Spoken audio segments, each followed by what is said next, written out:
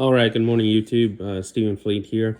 Hey, I want to build upon a previous equation that I developed, which is the 3x plus z. You'll watch one of the previous videos where z is defined as 3 plus negative 1 to the power x plus 1 over 2. That gives you an alternating z value of plus 2 or plus 1. This is very similar to the Dirichlet series, but with a slight twist. So this generates all your primes from 5 and above, in addition to all your semi-primes from 5 and above, at least ones that are multiples of 5 or higher rather than 3 or 2. But either way, one of the things I want to explore is putting this into a double product. So you basically have to work with me here on the symbology. I got to clean this up, but essentially you're doing the product of a top value, and then after that, the second value. So it's a nested loop. So for example, the top value, we're going to do 5, which is what equation does first. And then we're going to do all the bottom values. So 5 over 5, 5 over 7, 5 over 11, 5 over 13. And the next one is 7 over 5, 7 over 7, 7 over 11, and so on.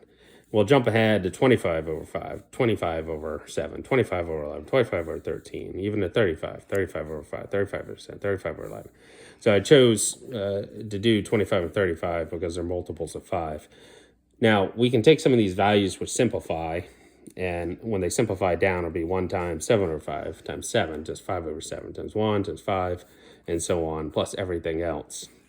And when you simplify these down, it's 1 over 5 and 1 over 7 times everything else.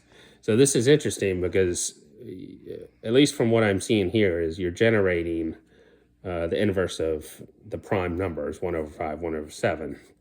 And it's kind of looking similar to the Euler form of the zeta function. So maybe this is key. Now, will everything else cancel out? Maybe, because you got 5s in the denominator here, and each one of these strings will have a 5, or excuse me, in the numerator, and each one of these 5 will have a 5 in the denominator. It could be 11 over 5, and that wouldn't cancel out. So, this is going to need probably a professional mathematician to really dig into it. But in the meantime, I just wanted to get that out there. All right. Thank you.